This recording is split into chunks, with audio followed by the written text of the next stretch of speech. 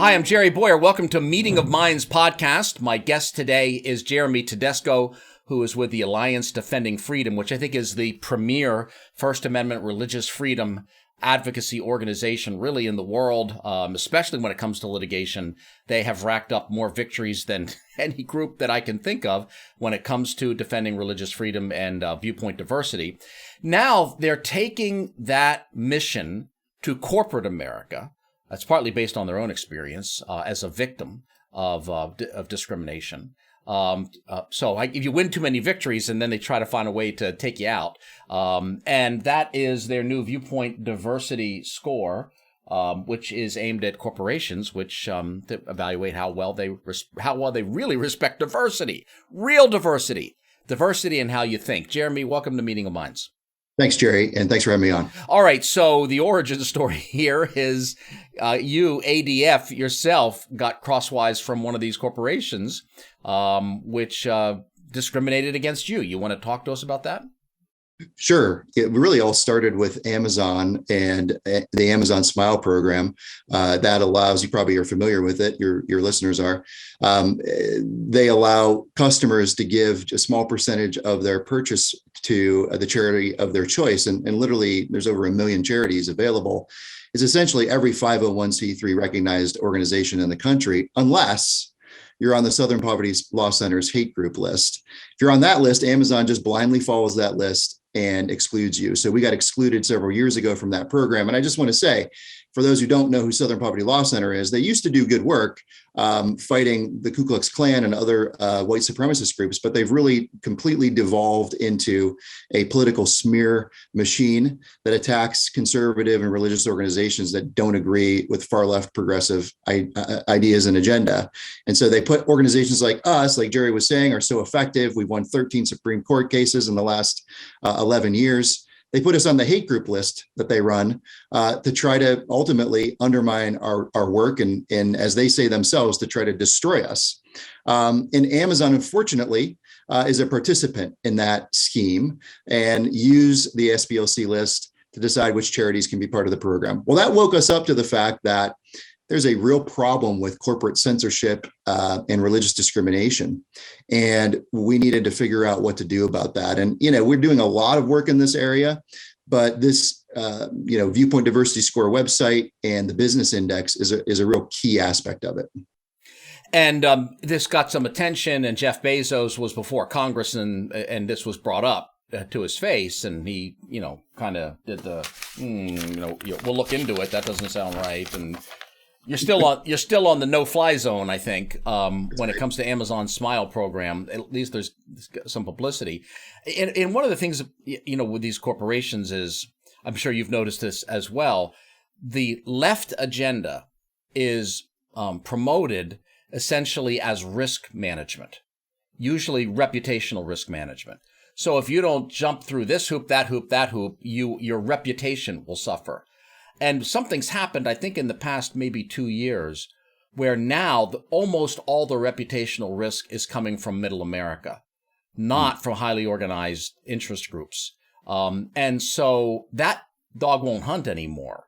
So this is a great opportunity to talk to these companies. Look, I don't know if risk management was ever really the point. It could just simply be mau-mauing, right? I mean, these groups on the left say, we're going to attack you. We're going to, we're going to list you as an ally or whatever. And we're going to make you, we're going to make you feel bad at cocktail parties, and we're going to protest. And maybe the CEOs just sort of, give into that. But to the degree that there was actually an argument being made, it was your reputation will be risked if you don't endorse the Equality Act, for example. Well, now, as far as I can tell, the big momentum is in the other direction, and there's huge reputational risk. And if the CEO of a corporation is getting bombarded with this in a congressional hearing, that means that they really have to look reputational risk in both directions. I think that's right. I think that's a huge part of this. And, we see so many different companies right now in the news in getting blowback because they've been going down this very kind of far left path in their public advocacy and their political engagement. You just look at Disney and all the lumps that they've taken from engaging against the parental rights bill down in Florida. You see Netflix, sending a directive to their employees that they're not going to make content decisions about what they serve up to their viewers based on their employees' objections. These are good things. These demonstrate to us that corporations are starting to understand that they have to pull back away from the very narrow kind of far left political agenda that has in many ways dominated the last sort of 4, 5, 6 years of corporate engagement.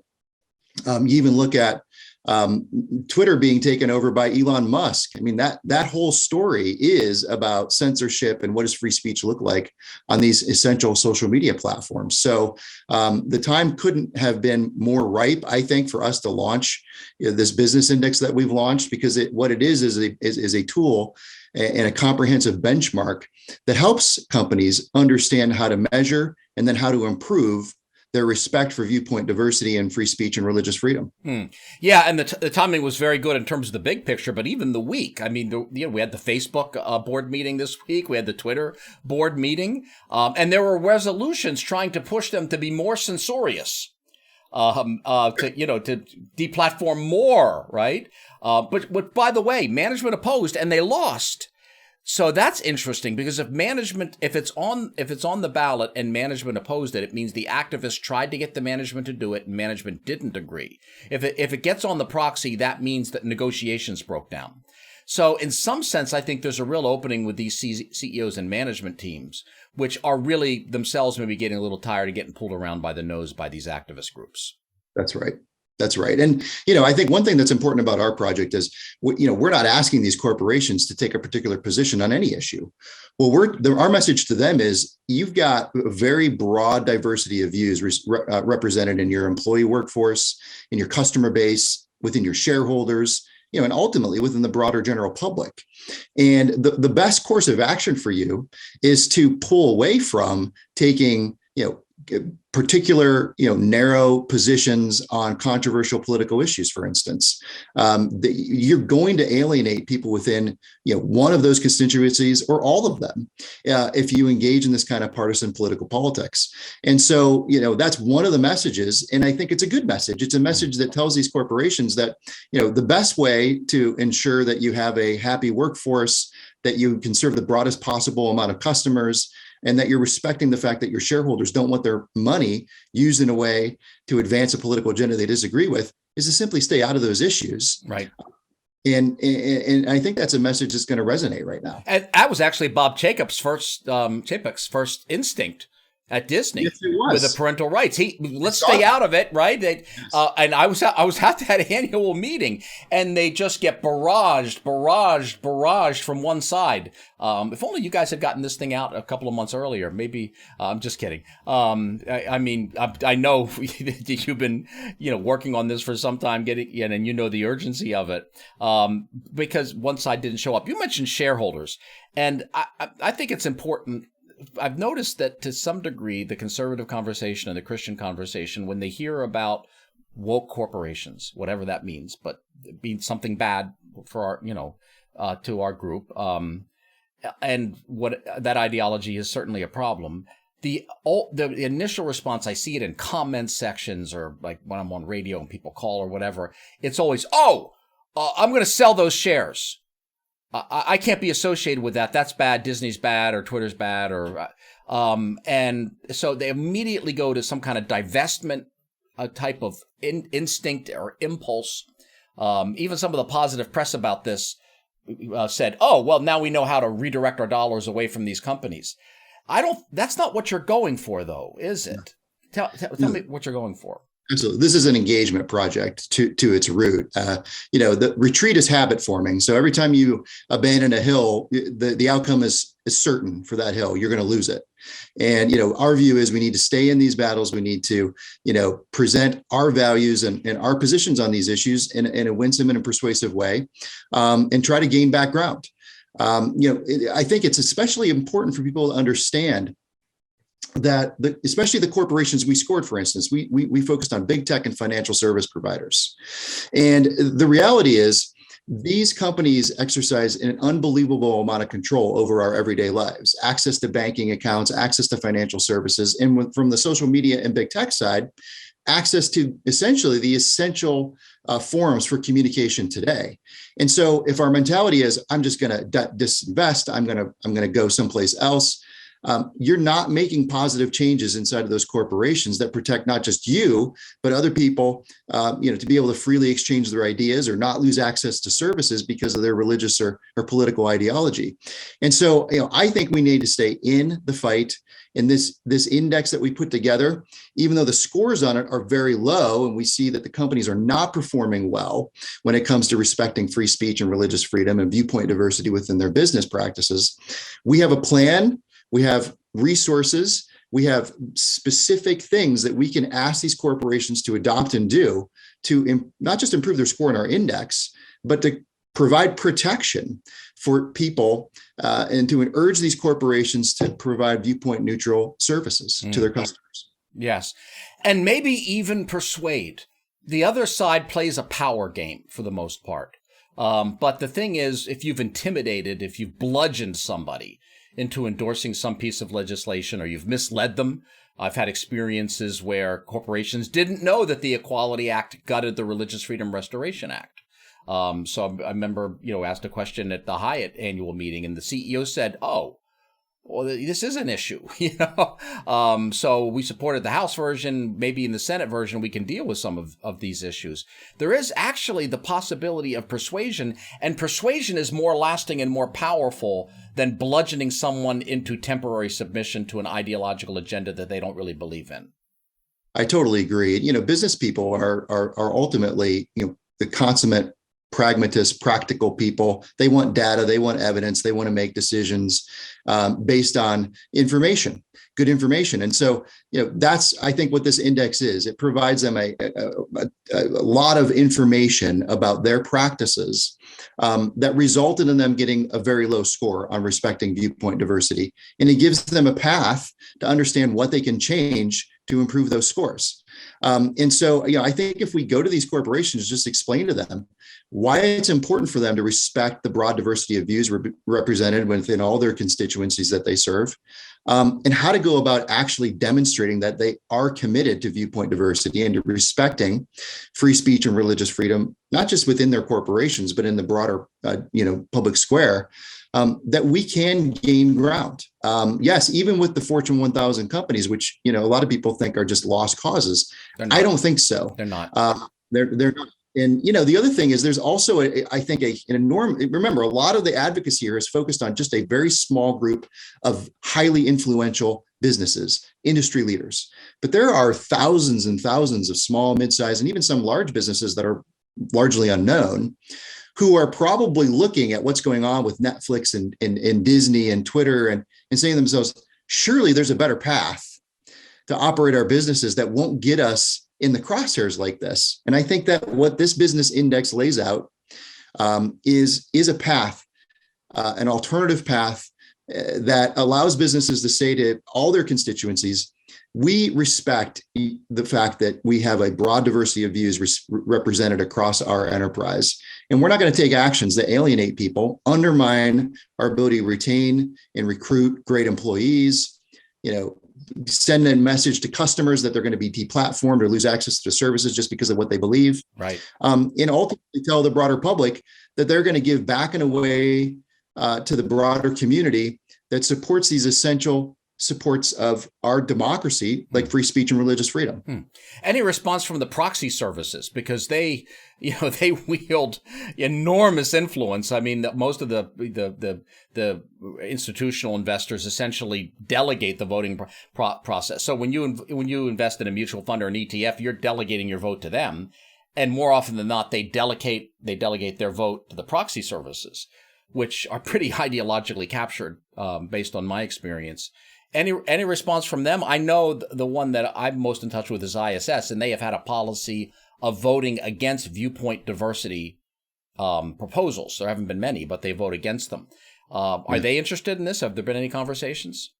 There haven't been, but as you know, and we totally understand, this is a long-term strategy, and we got to have a long-term playbook. Right. We have to make the case first that, as you were saying, there is this concept called viewpoint diversity, and it's something that you can know and understand, and you can kind of understand it as its component parts, and you can understand what it takes to actually have a good track record on viewpoint diversity. And there are business impacts to having a good footprint when it comes to viewpoint diversity, and a negative footprint. Right. So once we start to make that case and we can demonstrate to ISS and those proxy voting services, I think we have a chance to really win some ground there as well. But there's an enormous uphill battle, but it's certainly one we can win and take ground back in strategic ways if we understand that this is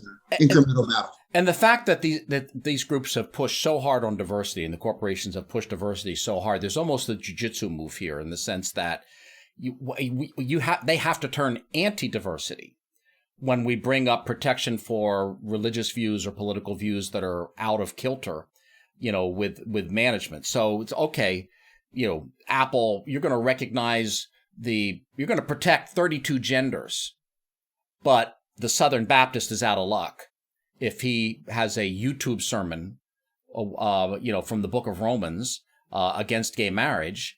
Nothing stops him from coming in Monday morning to a pink slip. His diversity is absolutely not protected. And it's interesting in some of these conversations, including in Apple, they say, and in the end, they say, well, diversity means diversity for disadvantaged groups. Well, in your world, somebody who's saying the rosary, or a Southern Baptist, or a traditional Muslim, or a Trump supporter, a MAGA hat person, they kind of are the disadvantaged minority in your corporate culture. So it seems to me that means all the more extra protection ought to be extended to these people because they're out of kilter with management's decisions. They're not in line with the power structure. Yeah, no, you're totally right. And behind this project was really the idea that, everybody should be an equal participant in the marketplace. Yes. Everybody should have equal access. For